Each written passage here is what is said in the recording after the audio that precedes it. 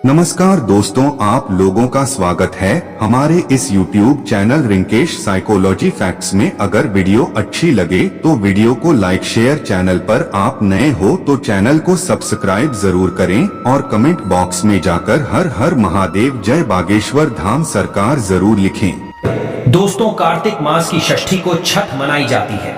छठे दिन पूजी जाने वाली षष्ठी को बिहार में आसान भाषा में छठी मैया कहकर पुकारना है। ये त्योहार अपितु महाराष्ट्र, झारखंड, उत्तर प्रदेश तथा पश्चिम बंगाल, यहाँ तक कि विदेशों में रहने वाली महिलाएं भी भली भांति इस पर्व को मानती हैं। मान्यता है कि छठ पूजा के दौरान पूजी जाने वाली यह माता सूर्य भगवान की बहन है, इसीलिए लोग सूर्य को अर्घ्य देकर छठ मैया को प्रसन्न करते हैं। वहीं धर्मशास्त्र और पुराणों में माँ दुर्गा के छठे रूप कात्यायनी देवी को भी छठ माता का ही रूप माना जाता है। छठ मैया को संतान देने वाली माता के नाम से भी जाना जाता है। मान्यता है कि यह पर्व संतान के लिए मनाया जाता है। खासकर वो जोड़े जिन्हें संतान की प्राप्ति नहीं हुई है तो वो छठ का व्रत रखते हैं। वहीं सभी अपने बच्चों की सुख शांति के लिए छठ मनाते हैं। लेकिन क्या आप जानते हैं, कुछ ऐसी महिलाएं भी हैं जिन्हें छठ पूजा का व्रत गलती से भी नहीं रखना चाहिए। यह सबसे बड़ा घोर पाप माना जाता है। महिलाएं ऐसी गलती कभी ना करें। तो चलिए जानते हैं। देखिए, सबसे पहले अपनी राशि कमेंट बॉक्स में जरूर डाल दीजिएगा। यदि आपकी राशि के अनुसार हमारे पास कोई उपाय होगा तो वह आकर हम आपके कमेंट के रिप्लाई में बता देंगे। और हाँ, एक लाइक जरूर करें। जय हो छठी मैया की। दोस्तों, शास्त्रों के अनुसार जो लोग अधूरी शादी करते हैं वह शास्त्र का अपमान करते हैं। अधूरी शादी जैसे कि कोर्ट मैरिज और शादी के बिना ही संतान की उत्पत्ति कर देना सबसे बड़ा पाप है। ऐसे में छठ पूजा का व्रत ऐसे लोगों को अपनी संतान के लिए कभी नहीं रखना चाहिए, क्योंकि आपने हिंदू रीति रिवाजों के अनुसार 7 फेरे नहीं लिए हैं। और वहीं बिन शादी के जब ऐसे लोग साथ में रहते हैं तो समाज में ऐसा रिश्ता कलंकित होता है। दोस्तों, बहुत से लोग ऐसे हैं जो भागकर शादी करते हैं और परिवार को दुखी कर देते हैं। माता पिता को समाज में कलंकित कर देते हैं। माता पिता को रुलाते हैं, परिवार को रुलाते हैं, समाज को बदनाम करते हैं। ऐसे लोग पूरे जनजीवन समस्त संसार के लिए श्रापित है। देखिए, परिवार को रुलाकर हमेशा रिश्ते अनर्थी होते हैं, रिश्ते जुड़ते नहीं हैं। इसीलिए जो लोग भागकर शादी करते हैं और कोर्ट मैरिज कर लेते हैं, 7 फेरे नहीं लेते हैं, हिंदू रीति रिवाज के साथ शादी नहीं करते, विवाह नहीं करते, तो उनके लिए यह व्रत उचित नहीं है। 7 फेरे का मतलब होता है आपने अग्निदेव का आशीर्वाद लिया, 33 कोटि देवी देवता का आशीर्वाद लिया, माँ बाप का आशीर्वाद लिया, परिवार का आशीर्वाद लिया, समाज को सम्मान दिया। मतलब अब आप पूज्य योग्य हैं। आप भगवान की सेवा कर सकते हैं। आप कोई भी व्रत आदि घमंड के साथ कर सकते हैं। यदि जिस स्त्री को हल्दी न लगी हो, जिस पुरुष को हल्दी न लगी हो, ऐसा विवाह भी अशुभ होता है। शादी में हल्दी अवश्य लगना चाहिए, तभी ही आप व्रत आदि रख सकते हैं, पूजा पाठ कर सकते हैं, किसी भी मांगलिक कार्य में आप शामिल हो सकते हैं। इसीलिए ऐसी स्त्री किसी भी धार्मिक कार्य में तभी सफल व शामिल हो सकती है जब वह अग्नि के साथ फेरे ले ले। ऐसी शादी को ही शास्त्रों में सर्वश्रेष्ठ माना जाता है। ऐसे में अगर आपकी अधूरी शादी है तो आप छठ पूजा कभी ना करें। आपके ऐसा करने से छठी मैया का अपमान माना जाएगा और आपको पाप लग सकता है। दोस्तों, शास्त्रों के अनुसार इस व्रत को सच्चे मन से रखना चाहिए। अगर कोई महिला शौक में यानी बेमन से इस व्रत को रखती है तो उनके पति या संतान की मृत्यु या उन पर कष्ट आ सकते हैं। सच्ची श्रद्धा के साथ छठ पूजा का व्रत रखना चाहिए। इस व्रत के सफल होने से संतान सुख की प्राप्ति होती है, संतान को कष्ट कभी नहीं आते। छठी मैया करती है रक्षा। घर परिवार होता है खुशहाल जो लोग छठ पूजा करते हैं। तो छठी मैया उनके इर्द गिर्द, उनके घर के आसपास सदैव घूमती रहती है, उनकी रक्षा करती है, उनकी संतानों की रक्षा करती है। जो बांझ महिलाएं हैं उन्हें संतान सुख की प्राप्ति देती है। लेकिन सच्चे हृदय से ही माता को पुकारे। दोस्तों, छठ पूजा करने से सैकड़ों युगों के फल की प्राप्ति होती है। परिवार में सुख, समृद्धि, धन की प्राप्ति होती है।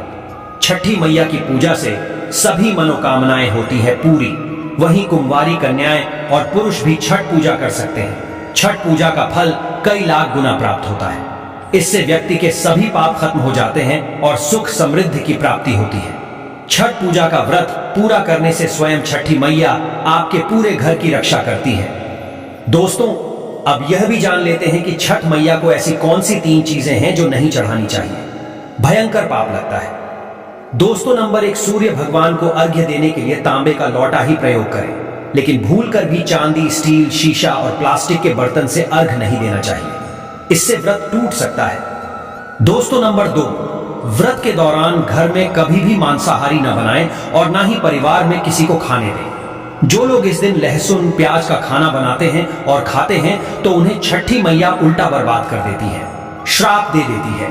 इस दिन छठी मैया को भोग लगता है तो घर में यदि आपके परिवार में किसी ने व्रत रखा है तो आप भी लहसुन प्याज का इस्तेमाल ना करें। आप किसी और दिन को खा सकते हैं, लेकिन मांस, मदिरा, लहसुन, प्याज आदि ना खाएं। मान लीजिए छठ व्रत आपकी बहन ने रखा है और आप दूर भी रहते हैं, तब भी आप लहसुन प्याज ना खाएं, नहीं तो उनका व्रत टूट सकता है। साथ ही साथ व्रत के दौरान घर में मदिरा आदि और धूम्रपान भी नहीं करना चाहिए। दोस्तों नंबर 3, छठी मैया का प्रसाद बहुत ही शुद्धता के साथ बनाया जाता है। उनका प्रसाद हमेशा ऐसे चूल्हे पर बनाएं जिसे ताजी लेपा गया हो। यदि गैस पर बना रहे हो तो गैस स्टोव को अच्छी तरह से धो लें। पहले से बने चूल्हे पर कभी प्रसाद ना बनाएं, इसके लिए नया चूल्हा ही बनाएं। दोस्तों नंबर 4, सूर्य को अर्घ्य देने से पहले कभी भी भोजन ग्रहण ना करें, घोर पाप लगेगा। व्रतधारी लोगों को पहले और दूसरे दिन सूर्य को जल देने के बाद ही भोजन करना चाहिए। व्रत के दौरान भोजन के प्रति मन में लालसा न रखें, व्रत टूटता है। नंबर 5, छठी मैया से मांगी मन्नत अगर पूरी हो जाए तो आपको अपनी मन्नत का पूरा होने की विशेष पूजा जरूर करनी चाहिए, अन्यथा मैया के प्रकोप का सामना करना पड़ सकता है। नंबर 6, छठ का व्रत करने वालों को जमीन पर 4 दिन तक सोना चाहिए। छठ पूजा वाले कमरे में ही अपना आसन लगाना चाहिए। ऐसे में आपको छठ मैया का ध्यान करते रहना चाहिए। इससे मां आपके व्रत को संपूर्ण करती है और कोई भी विघ्न बाधा नहीं आती है। नंबर 7, जिस जगह पर प्रसाद बन रहा हो वहां साधारण भोजन भी नहीं बनाना चाहिए, साथ ही साथ उस स्थान पर खाना भी वर्जित है। दोस्तों नंबर 8, प्रसाद बनाते हुए नमक का हाथ भी किसी पूजा की वस्तु या प्रसाद से नहीं छूना चाहिए। दोस्तों नंबर 9, पूजा के दौरान अपनी वाणी को बुरी बातों से थोड़ा दूर रखें। जुबान पर गंदे विचार भी नहीं लाना चाहिए। छठी मैया का आशीर्वाद पाने के लिए मन में गंदे विचार नहीं लाने चाहिए। नंबर 10, घर में पूजा के दौरान झूठे बर्तन और गंदे कपड़ों का ढेर बिल्कुल नहीं होना चाहिए। इससे छठी मैया क्रोधित हो जाती है और व्रत टूट जाता है। छठी मैया को साफ सफाई बहुत पसंद है। व्रत के दौरान अपने घर को साफ सुथरा रखें और गंगा जल से छिड़काव अवश्य करें। इससे पूरा घर पवित्र हो जाता है और छठी मैया का आशीर्वाद प्राप्त हो जाता है। दोस्तों, आज हम आपको छठी मैया की कृपा पाने के लिए एक ऐसा उपाय बताएंगे जिससे आप सबसे जल्दी करोड़पति हो जाएंगे। मैं छठी मैया की सौगंध खाता हूं, अगर आपने यह उपाय कर लिया तो आपको दुनिया की कोई भी महाशक्ति, कोई भी व्यक्ति करोड़पति होने से, धनी होने से, धन, ऐश्वर्य, प्रगति, सौभाग्यशाली, उत्तम जीवन साथी, धन संपदा, सकारात्मक ऊर्जा प्राप्त करने से कोई नहीं रोक पाएगा। ये उपाय आप कॉपी पेन पर लिख कर रख लें, आपके बहुत काम आएगा। हम उपाय बताने वाले हैं, उपाय को ध्यान से सुनना, आपकी कायाकल्प हो जाएगी। यह उपाय छठ पूजा वाले दिन ही करना है। आइए जानते हैं उपाय। यह उपाय आपको स्माइल फैमिली चैनल पर ही मिलेगा।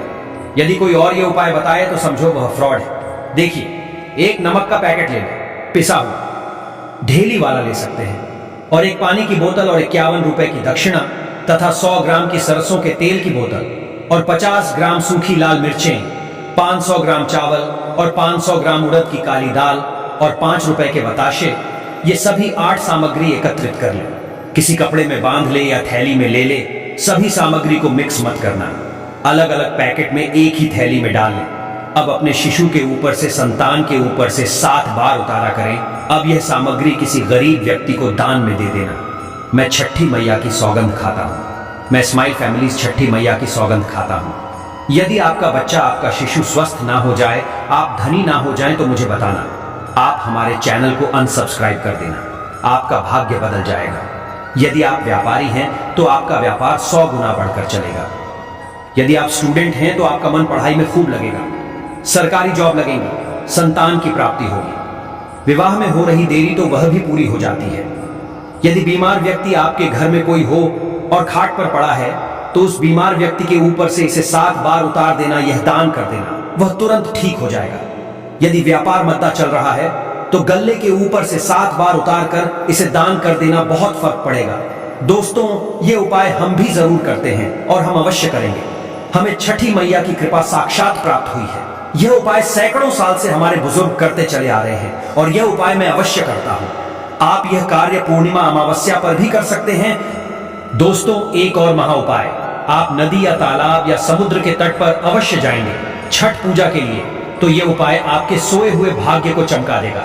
आइए जानते हैं। देखिए, छठी मैया की पूजा के लिए आप तट पर अवश्य जाएंगे, तब आप अपने साथ में एक तांबे का सिक्का या चांदी का सिक्का अवश्य हाथ में लेकर जाएं, और जब आपकी पूजा संपन्न हो जाए तब छठी मैया का यह मंत्र बोलकर इस सिक्के को पानी में प्रवाहित कर देना, विसर्जित कर देना। मंत्र है ओम ह्रीं ह्रीं सूर्याय नमः। इस मंत्र को 3 बार बोलना है और सिक्के को जल में विसर्जित कर देना। फिर आप देखना, लंबे समय से जो परेशानी चली आ रही थी वह दूर हो जाएगी। लंबे समय से जो घर में बीमारी थी दूर हो जाएगी। लंबे समय से घर में जो गरीबी थी, किसी का श्राप लगा था, संतान बीमार है, वह ठीक हो जाएगी। आपके जीवन में ऐसा परिवर्तन आएगा जिसकी आपने कल्पना भी नहीं की होगी। यह बहुत ही गुप्त उपाय है, किसी को बात करना करें, चुपचाप करें। छठी मैया बहुत प्रसन्न होती है।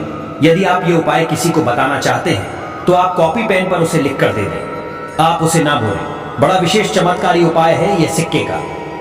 यह उपाय बहुत ही गुप्त उपाय है, आपको रंग से राजा बना देगा। बस इस उपाय का ढिंडोरा ना पीठे गुप्त तरीके से कर देना।